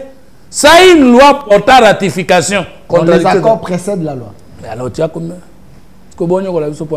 Bon bateau, bango batanga constitution. N'ayez bité n'okaki Assemblée nationale, ti même président de l'Assemblée nationale qui est kolobake.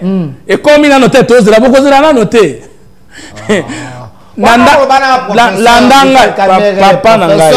Papa Nangai, je ne peux jamais mettre ma connaissance dans le doute parce que dans le titre académique on entend l'angoté et puis n'ayez pas la maille.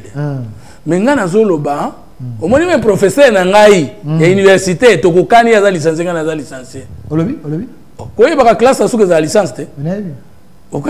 La thèse c'est une recherche. Classe est-ce que troisième cycle tu auras sous étudiant? Tu auras pas apprenant, pas ni bien besoin apprenant. Pas tu auras sous ba cours tu auras séminaire. Séminaire ngolobani. Ba professeur ba. Ozo ya côté à terre, bato ba yebi de côté. Professeur ba jaloux. Tala, il faut yebi que science. Na c'est le mot quoi. Qualité à liboso ya motalinga comme professeur ezali esprit d'enseignabilité. Yebi ngolobani. Ozo kende côté ya te ozo kende ko échanger parce que motozo kende côté à cause na oyo yebité. Avant opposer ya yo. Donc, un professeur ne suppose pas que l'apprenant est un ignorant. Même étant on la pédagogie, l'enfant connaît quelque chose avant de venir à l'école. D'où il y a les matériels didactiques. Il faut vérifier. Il y a la différence. Au cours de ma professeur était ceux qui ont expert aux agrégation. Mais ce que c'est l'agrégation, il faut les méthodes d'enseignement. Donc, je vois par exemple la psychopéda. Psychologie, musala ngozani koyeba aptitude na aptitude ya mwana et pédagogie da ba méthode nozo sala pona koyeboze pana ye pona kotia moto yebi nyonso zati batu nyonso na lo ba ke to sali mabe parce que to signer encore sans passer par le parlement soit bayebite mais bayebakite que bayebite soit bazana nko mais to permettre nko ezalate zongela article. Article 214. Te zongela 13. 13. Thomas dans la 14. Te 13 le président de la République. Le président de la République négocie et ratifie les traités et accords. Nani a négocié pas ratifié ba accord na 13 eza mokonzi mboka awe eza nani Félix Tshisekedi Antoine Tshilombo. Motami balé nani a négocier. Les gouvernements concluent les accords internationaux non soumis à ratification. Gouvernement peut ko signer ba accord o ezali e koleka na ratification te. Kasi pona o etali ratification. Yoka, il faut ba accord ba traité ezala même konza ko ratifier ngote soki loi na ngwezate. C'est-à-dire les accords sont déjà trouvés mais le chef de l'État ne peut pas les ratifier soki loi na ngwezate. Est-ce que biso chef de l'État ça ratifier accord de signer na Rwanda na Washington? Non. Est-ce que mais ça peut aussi être modifié si l'Assemblée provinciale, après les débats, va trouver que ces accords énervent les lois de la République et ont un intérêt à Mbokate et qu'on peut signer. Yoka. Yoka. On peut soumettre cet accord à un débat. Donc, mais il y a un moment Yoka. Et l'ingolo le battre que comme modifier le biboy parce que les traités, les accords internationaux régulièrement, les articles 215 ratifiés. Tangango. 214. 215. 15. Oui, 215. Ouais. Les traités et accords internationaux régulièrement conclus ont de leur ratification. En de leur publication une autorité supérieure à celle de loi. Pourquoi on comprend pourquoi batindi que accord étali que comme modifier ba disposition légale. To eko kabanda mabele to eko kotsa mabele na biso na bosangana mabele mosusu et sengeli loi na ngwele parce que et fait pas ezala parce que accord une fois que vous publiez ngo accord international bo sali est comme supérieur na disposition loi interne est contraire. Ici ka piège jusqu'au ba congolais. Piège exact. C'est là mais c'est fumutoto. Quand vous te biso. Ah ouais ici ka ce piège ba congolais ba siliki yango. Kolandaka na article yo pesinga yo. Article 200 combien 215 14 ndesi gozali. Te na 15. 15 ndena se yo kanisa ke bato kanisa ke tsali mabe. Les traités et accords internationaux régulièrement conclus ont de leur publication. Voilà, je m'excuse, dès leur publication. De la publication, une autorité supérieure à celle de loi sous réserve pour chaque traité ou accord de son application par l'autre partie. Ah, on est comme nous avons signé l'accord. Et comme une supériorité sur la loi Nabiso. Bon, même si Biso tozu loi et comme l'on a imposé tout ça la loi, tout bal ça non, mais vous comprenez, l'article 14, vous comprenez que tout ça il m'a bêté. 214. Les traités de paix, les traités de commerce, les traités et accords relatifs aux organisations. Est-ce que vous avez conséquent dans le Hollande? Les traités est déjà trouvé. Traité de paix. Déjà trouvé entre qui? Soit le président de la République, non président Moussoussou, soit le ministre Nabiso, non ministre Mboka Moussoussou. Les traités déjà trouvés. C'est une question. Qui t'a s'il vous plaît. Qui s'il ça non, on a aussi ça au bout de Sangai. Oh, et Salami na Washington. Na où est Salami na do, ils ont traité tous les accords. Les accords, accord de paix. Ce que traité, on l'a déjà trouvé traité. Na makambo bato bayoka na kana mukiri entre bangona mboka mosusu ezalaka mosusu traité mosusu accord mosusu concordant au moins soki biso na Saint-Siège République démocratique du Congo na Vatican soki to signer accord to yokana na relation internationale to benga ngo accord te to benga ngo concordant. Au moins une convention de Vienne. Et ça qui une sorte d'accord, mais et que c'est un accord. Au moins une traité et que c'est autre signe accord. Ils ont traité. Qu'est-ce que c'est accord de paix? Qu'on a besoin traité du Cambo. Tanga yomoko. Les traités de paix, les traités de commerce. Voilà. Traité de paix, traité de commerce. Traités et accords relatifs aux organisations internationales et au règlement des conflits internationaux. La guerre est un conflit international. Comme accord auto signé à Washington, et ça accord portant règlement des conflits internationaux. Pourquoi? Parce que il y a eu hostilité entre deux pays. Le Rwanda a agressé le Congo.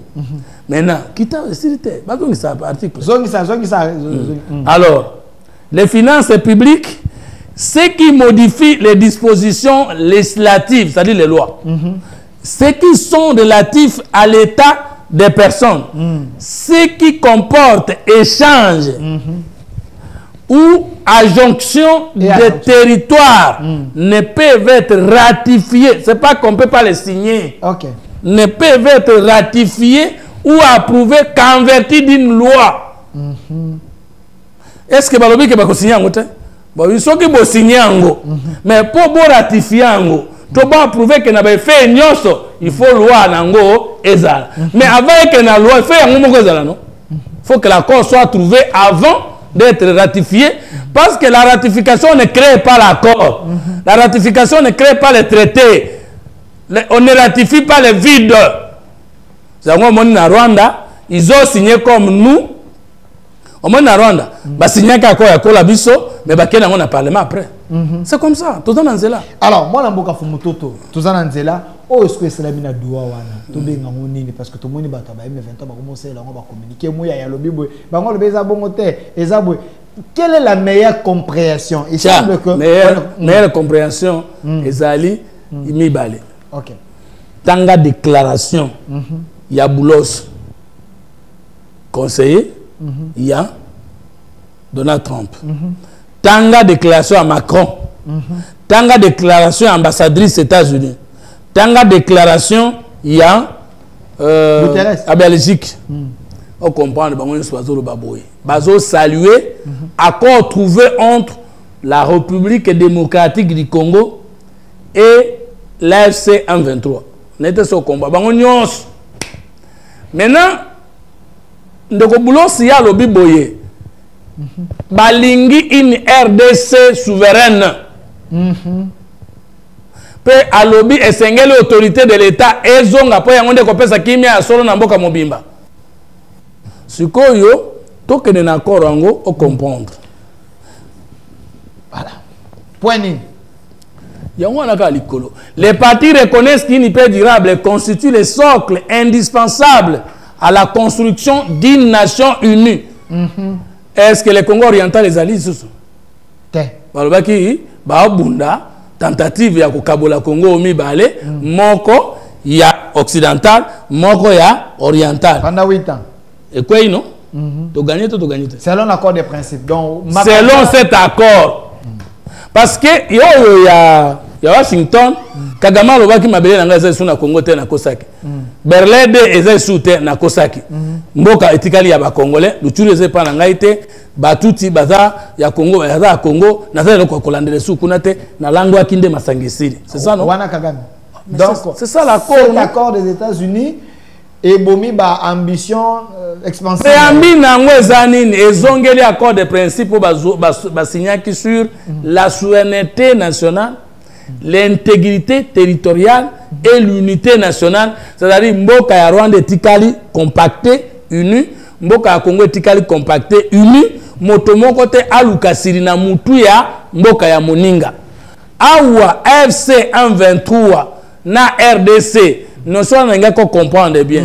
L'accord est trouvé entre la République démocratique du Congo et la FC 23, ça veut dire Congo est mobimba, mais est signé na batu. On n'a pas écrit l'accord trouvé entre la République démocratique du Congo et ses rebelles. Non. Oh. Mais on comprend le nuance. Donc, la République démocratique du Congo n'a FC23. Okay. Parce que Bayebi que na FC23, Rwanda pas à Sima. Agression peut être camouflée. Il y a une expression. Donc, FC23 basa à part. Mais c'est. Macron le bindé wana tanga na discours na ye. Ambassadrice des États-Unis le bindé wana. Officiel belge le bindé wana. Boulos le bindé wana. Accord de commande bindé wana. OK. Alors que accord de Lusaka ou d'autres, on disait le gouvernement de la République ou le gouvernement de Kinshasa avec le CNDP. On peut prendre même accord de signer le CNDP. C'est le gouvernement de Kinshasa et le CNDP. C'est-à-dire les conflits congolais. Okay. Mais AFC 23, il a été démontrable. L'accord à Washington, comme dans la résolution 2773, comme dans la CAC, comme dans la CAC, que le Rwanda est présent au Congo. Et que par quel moyen le Rwanda est présent au Congo, c'est pas les groupes armés non armés. C'est clair, non? Maintenant, Tala. Parti Bayokani, nation moko, prospère et sécurisée. Au bénéfice du peuple de la République démocratique du Congo. Parce que c'est au Kabolaki, Congo oriental, non Congo contraire, comme Sida du Nord, Sida du Sud. Est-ce qu'on peut parler du peuple de la République démocratique du Congo? On devait parler des deux peuples. Tokiti, en effet, au principe fondamental de la constitution de la RDC. Principe fondamental de la constitution de la RDC ces années. Bato va que bazo longwa Goma, Bukavu va na pouvoir dans mois de mars. Bandimi soko ya ko pouvoir na Manduki. Est-ce que constitution dans l'article les autres tinda yo pouvoir au bato va voter ki moto na Manduki? Tango bandimi que Congo etika la moko, peuple etika la moko, constitution etika la moko. Au Colombo les sous c'est que na Manduki. Ba renoncer na coup d'état, ba renoncer na renversement du régime, pas de moyens illégaux parce que ce qu'on donne en constitution donc ça c'est l'article 63. Parce que ah bango andimi que accord to signer faut respecter constitution. Constitution l'article 63 le bini. Ndeko ma qui peut article 63 ou sinon naza koluka yango mbangwa wa bino bandeko ba kolanda biso. Po bato teki mboka oh to ndimi batikala na mboka tete. Article 63. Je suis là. Tout Congolais a les droits et les devoirs sacrés de défendre le pays et son intégrité territoriale. Si c'est que du Mokonzi Mboka. Premier ministre Mokonzi Mboka. Ministre intérieur Jacquemain Chabani, biso nyonso bato tokendeki kuna atanga na kendeki te Mboka na ngai kendeki to défendre qui intégrité territoriale Mboka. Face à une menace ou une agression extérieure. OK, kita 63 toujours alinéa nango. Un service militaire obligatoire peut être instauré dans les conditions fixées par la loi. To réussir na accord que na bango bato azwaki mindu ko boma biso. Na biso bato tozwa mindu ki te ko boma ba congolais to koki jamais kondima Rwanda zwanda mbo mabele na biso. Article 64. 64. Alinéa moko etikali na sote? Article 64 tanga premier. 63 non etikali moko. Kozana na 64. Toute autorité internationale, provinciale, je laisse ça, je continue. Non, 64. Tout Congolais a le devoir de faire échec à tout individu ou groupe d'individus qui prend le pouvoir par la force ou qui l'exerce en violation des dispositions Congolais de la présente Congolais a telemela moto alingi aboto la bokonzi na makasi. Tant on signé déclaration de principe. Vous déclaration de principe l'ingolvani. Makamonyo sobolobi ekoyi ko sale maté. Po yango za kava accord. Na accord ekoya moto moko te akoki su ko émettre réserve na ba disposition boyokanaki na déclaration de principe. OK. C'est-à-dire on peut plus trouver na dialogue to sana bango. Accord to sana va dialogue na bango. To ko kuta susute eloko moko na kati na ngo ezako ke na sens contre la constitution. O dato boya ke ko zonga te. To yokanaki déjà que to ko kabola mboka te. To yokanaki déjà que nyonso ko salema et fait tout ça constitution. D'après la constitution congolaise on a combien de présidents? Moko. Comme de nani? Félix Tshisekedi Antoine Tshilombo. Président Mosusu à cause de la tête sauf ceux qui peut placer l'élection mais à voter président Mosusu peut avoir pouvoir ndenge Joseph Kabila après ça Tshisekedi selon les élections. Donc il n'est plus loin monsieur Fumuto ici comme so ya ko sidikisa bato bana Goma ba benga na Bukavu ba lobi na kati accord de principe wana bino bondimi ete boko kana ko libérer ba soldats o ya ba M23 bokanga ki abango pe ba libérer ya bino donc abandon de poursuite bolobi abandon de poursuite boni bibemba ba Congolais boko la moto bato ba bomaki bato bondimi abandon de poursuite na point 2 il y a accord trouvé na Washington entre biso na Rwanda yokanaki désengagement désarmement et intégration conditionnelle, personnelle, personnalisée et au cas par cas. Désengagement, désarmement et intégration conditionnelle, individuelle, individualisée et au cas par cas de ceux qui doivent être intégrés na FARDC, to na police, to na Congo tout court, au regard de leur loyauté vis-à-vis de l'État et de ses institutions. Tu déroger le côté. Qu'on accord on est signé, qui est la 3e page, vers la fin. 3e page, monsieur. Au comment on a accord yo source nango ezali accord to signé na Kagame na Washington. Et beaucoup comprendre que Félix Tshisekedi azalaki na raison ndenge on lobete jamais na kosolana bango directement. Fona sona motindi bango. So kingana motindi bango to susiko yokana na kuboya kosona bango te. Tala. Tous presque dernier point. Les partis expriment leur profonde reconnaissance à l'État du Qatar pour son rôle déterminant dans la facilitation du dialogue et a conduit à la présente déclaration de principe. Les partis remercient également les États-Unis d'Amérique pour leur soutien constructif au processus de paix durable. Les partis saluent les efforts continus de l'Union africaine engagée depuis le début du processus de paix et réaffirment leur appréciation pour son engagement constant en faveur de la stabilité. Tomatement l'icolo. L'icolo point. Merci. Pardon.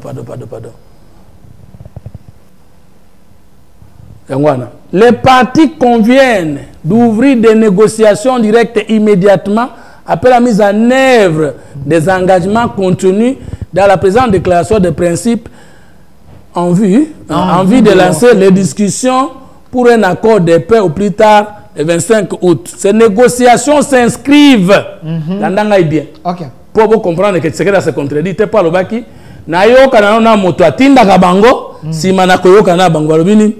Ces négociations entre AFC et la République démocratique, je souligne, entre AFC, M23, la République démocratique du Congo, par ses autorités légitimes et légales, ces négociations s'inscrivent dans le cadre de l'accord de paix entre la République démocratique du Congo et la République du Rwanda, signé à Washington le 27 juin 2025. Pourquoi va checker ma soeur? Rwanda Kotia. Rwanda Kotia. Ok. C'est ce que la longue était. Monsieur Fumto. Bandelan. Balobi, ces négociations. Ces négociations, cela remplace les négociations directes immédiatement.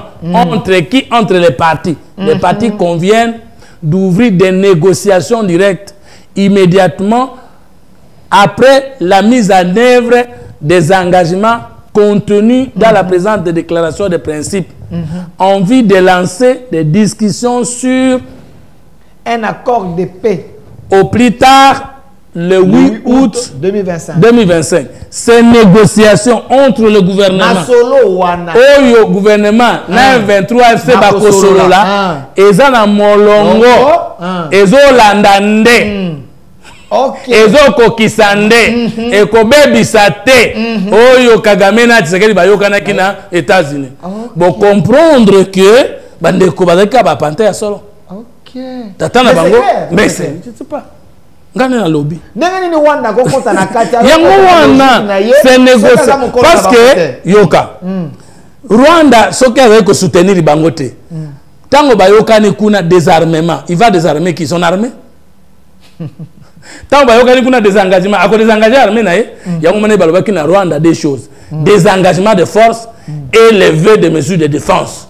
Yo, biso lokola yo lobike, biso to contre FDLR, to contre na ensemble, to localiser bango, to dénombrer bango, to ta peu capacité na bango ya nuisance pas na yo, na simande biso to ndima ko neutraliser bango. Mais pour na bango, ce qui babano wanga na ke bataki sima Rwanda te. O monte bango moko balobi batatami bale basi basololaki o nyoto kosala so ba meki ko boya accord Washington États-Unis ko tona bango so ki ba meki ko sakana na constitution alors biso pe tozalika na molimo mokonzi mboka ko imprimer pa na biso to tika minduki to tiki to bunda to bundi so ça un problème te.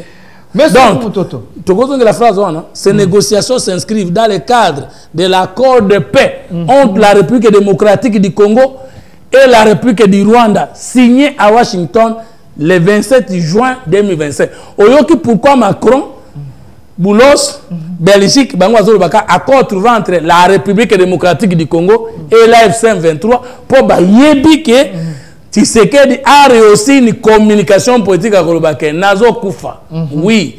Bande konanga moko pe babo mabiso. Mais nazo tinda bangonde Rwanda. Toyo kanana ye motindi, mais toko yako yo kana pe na bana mboko basirikela ki bande kona bango pe babo mabiso. Merci Ndeko. Nazo tu na Bibembe lali na Goma, na Bukavu, ese kwa mkolonini.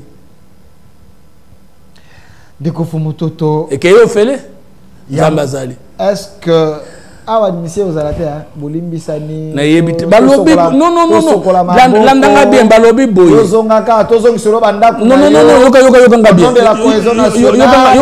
yoka nga bien balobi boye accord oyo ekolanda kako toyokanaki na Washington mais na Washington tobaki ke bayeba bebisaki mboka mais baza bandeko na biso tokoyana bango na kati toko étudier kaya moto na moto, il y aura pas mixage, il y aura pas brassage. Et ça en a déclaration exacte.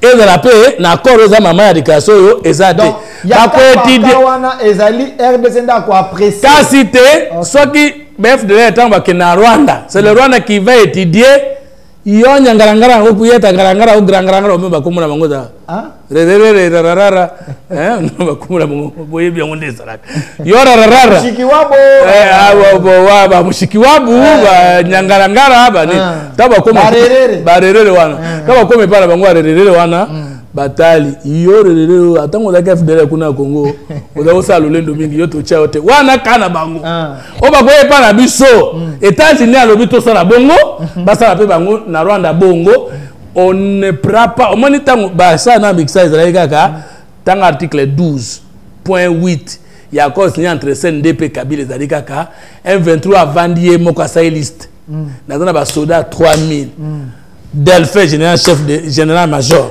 Fumutoto lieutenant général moi si naie soki lieutenant colonel so a bombardé ça OB c'est-à-dire ordre de bataille ça même formation militaire ça même expérience motazo comme général banana ndako na mbala boko bombarder général parce que gouvernement ndima ke liste na bino kande ya awa soki to silisi koyokana AFC M23 obika yaki na 200 militaires ba pesi biso liste gouvernement à Kinshasa a vandeli yorerere ya Congo kotabwe yorerere ya kotoa na kendebwe oyaka usani alors cas au cas par cas individualisé personnalisé au regard de la loyauté envers l'État congolais et ses institutions. Alors donc faut mutu mituna mi balé asuka avant ya suka po bandeko baola na bazaoze la mutuna o balobi oyo ba dialogue ba show lena bane ba ko senga au nom de la cohésion nationale.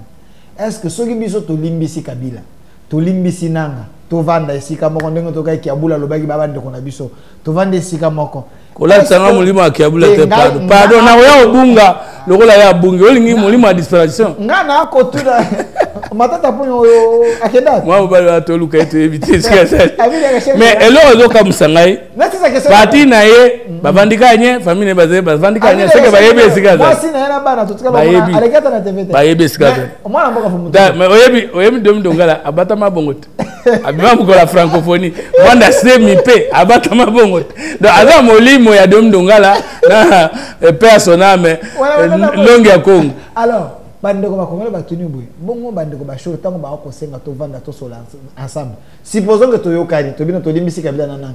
Est-ce que les crimes on va commettre sur le plan international communauté internationale peut akolimbisa bango po biso to ndimi to bazali favorable na ba CPI na bani mais to yokana kina article 215 ba traité accord signé par un État on délai approbation le dessus sur les lois de la République.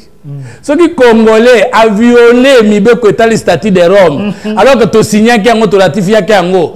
Bango koya ko kanga mutone dépend de la justice na binote. Donc Kabila nanga. Alors ce qu'on zali parce que le statut de Rome, c'est-à-dire statut à cour pénale internationale CPI, il y a un poursuivre les institutions, poursuivre les individus membres des États. Même un président en fonction, ba ko kangaye. il dépend de ton acteur de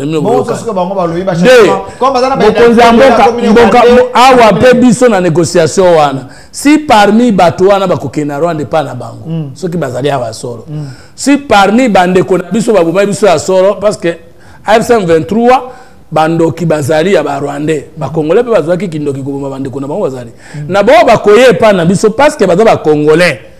Pour tout intégrer bango cas par cas. Ce qu'on est responsable à crime contre l'humanité, on a poursuivi dans ces pays. Le gouvernement a cocoté dans les communautés. Ce qu'on a cocoté dans les communautés, le gouvernement a violé Mbeko, il a signé qu'il n'a sorti de là. Donc, Bakabila, Wananga na yebite. Bateau, groupe à bateau. Wananga na yebite, na pesi au principe. Mais pour Nanga, Mobomi, Aboma Congolais, Aza Mobomi. Merci. Agolongwa Mobomi te, parce que tu as un accord. Et dans le coup là, ce qui est bon, qui moi sinon na Goma, atabaya to yokani, obandobenga eka excellence. Donc administrer na biso ta mokondambo ka sali grâce présidentielle wana. Na mitema na biso administrer kokota te, poto kufaki. Ata mokondambo ka sali grâce présidentielle équipé dans la communauté internationale. À cause la grâce présidentielle, c'est son droit constitutionnel, mais à cause la grâce présidentielle, c'est un moto dans la poursuite à niveau du tribunal international. C'est ça la loi. Merci de Merci de Kofumutoto. Na bomba ki mutune ya suka ndeko. Mike pesa ngana nu duplex moko ya bandeko na biso bazana o Katanga na Likasi de Kofumutoto yo bele la matin midi soir état de droit. Boni na régime na bino. Bato makasi bakomo ya koboto la bato mapango sans titre ni à la muki kaka habiter le pango na CP na kana prince aya azu ango ache basoda abimi cette question non na régime na biso le régime na bino tende ko fumu okolo wana tango na biso faut pas dire na régime na biso des choses pesa ngai duplex wana ndeko fumu toto ayo kanana bandeko bakola na biso na Likasi na o Katanga kuna bakolela bayeba ke toko yamba yo molobeli ya peuple tozangona ndeko. Rejoignez-nous dans la campagne citoyenne et éducative de sensibilisation sur le changement de mentalité.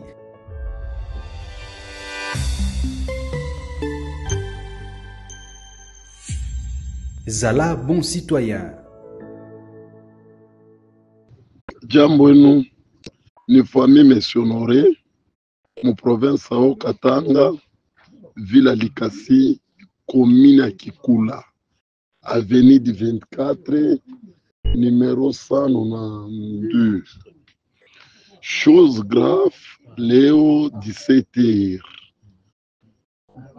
À Tokuyepo, pale tunarudia, tunaona basoda banvita na teni na maarme ya kuachana. Paka vilonesha kona image tuingie mumpango asema mutu ingia mumpango pango banesha kuzaka basha kuyuzaka wapi lisha tufani na tuyue na ni matière civile ya kunini ya kutribunal pourquoi tutaona basoda banvita donc basoda banakatala patuko ni mubalabala na isa. C'est pourquoi tunaomba chef de l'État par rapport à monsieur yake ya état de droit, il a restauré état de droit. Mishi comprendre hivi viko na pitakana. Mpango buyetu banatuma basoda banvita. Chef de l'État na ba autorité batuangaririe ko imambo. Ça veut dire refanya ndio ma connaissance yake ya basoda, si on utiliser médias. Un message au chef de l'État, vraiment, merci beaucoup. Rejoignez-nous dans la campagne citoyenne et éducative de sensibilisation sur le changement de mentalité.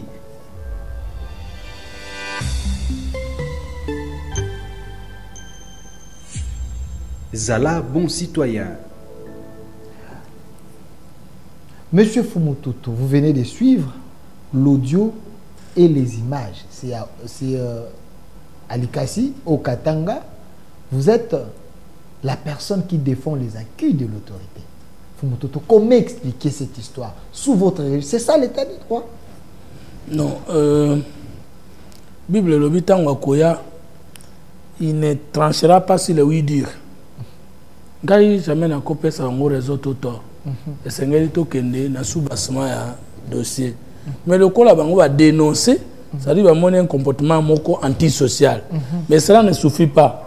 Pour na loba, dans la réseau, tout dans la tort. Et c'est lui qui interpeller d'abord Mokonza ba soda. Oyo akota la, au Katanga, parti nyon soana. Na mona kiye, na moi mikotusaki na lwala ba 8 ou 10 jours.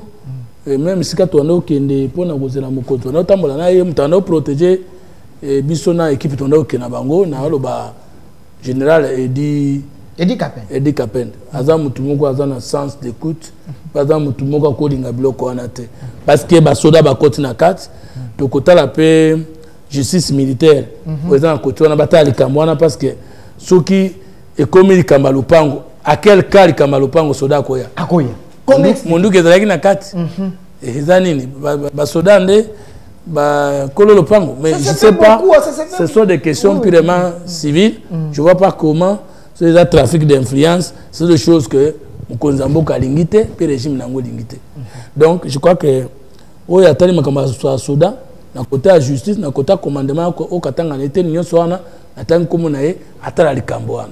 Bisope côté état de autorité Mokonzambo kazaka sensible pe atala kama kamonyo sur le près ndenge yo lobibo yeba ke yepasa nini akoyoka yango et puis maman premier ministre mutuna mutu par rapport à l'attribution na ye atala parce que le régime des hommes forts régime nango et les cas eza atangwa Tshisekedi.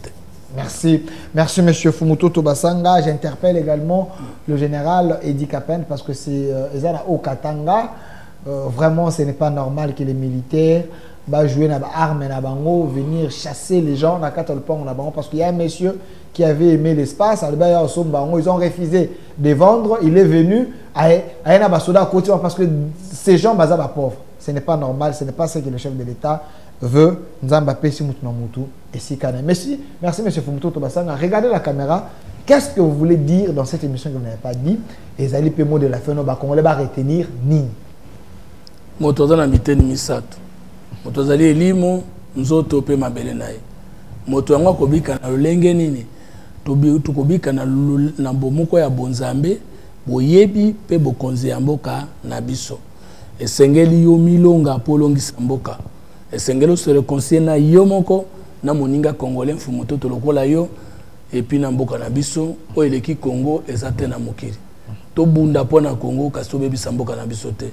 Félix Tshisekedi azali moko na baye tozali kozela yaza liboso biso to sungaye po etalongisa mboka alongisi mboka na kora Washington Kagame monani ndoki alongisi mboka na déclaration de principe ya Doha alobi batu nyonso wana baya ye azali tata bongo boketikala moko akosola na bango me ndenge toyokanaki na Doha moto na kana ye na etali mabe to malamu na ye au regard ya loyauté na mboka pe ya ba institution omoni kozana mwana mboka du père de la mère mwende futaka efuti biso malamu na notre comité esengeli to bete ata tsali ba accord de ça ba déclaration dongolo misuna na kufite armée na biso telema ngui population na biso telema zala éveiller moto asuko betre solote tolingi to reprendre bitumba parce que to qualité tango babomaki bandeko na bango te to balinga baboma lobi soki bazongeli bakoboma ndeyo donc boya bitumba libela. Merci Monsieur Fumutoto Basanga d'avoir répondu à notre invitation. Tous ces pays parce que bandeko ebele ba komi ba bando benga moyen to ya mbezali tengonga ici et l'équipe on va vous appeler prochainement tout ça la émission plateau spécial appel Fumutoto à kosolana public parce que bato ebele bazana posa ko tunu mituna awa moyen to zoa ezalité pour ngeleki mais ceux qui to beng e bandeliti suka ba ko tunu ka mituna sur accord ya Doha sur accord des États-Unis bato balinga nga ba adhérer na idéal patriote comment bolinga ngai mais aussi bo adhérer na parti te kuna kokoma musika ndenge nini mais on kozwa poste te bango balanda côté poste ezali yo akozwa te waka maele na kota na makambo na te. Merci mon mboka Fumutoto bokota na parti maele malgré ce que dako domé te aza fidèle peut-être ko nomaga olingi polémique mais ba ko nomé te monsieur Fumutoto olingi polémique si ce que dako mona te oyebi que chaque jour ya mbanga masola no bien bo pesa na kampote mais ko nomé te yo ok na makambo wana wapi yo mona esikanga na yeto pesa na yango yo to seta yango mande ya kosila ba ko nommer otende ko Fumutoto tetika biloko wana. Merci à vous mwana mboka Fumutoto. Cette émission continue, les débats continuent sur notre chaîne YouTube au Centre TV et notre RDC est possible. Au revoir.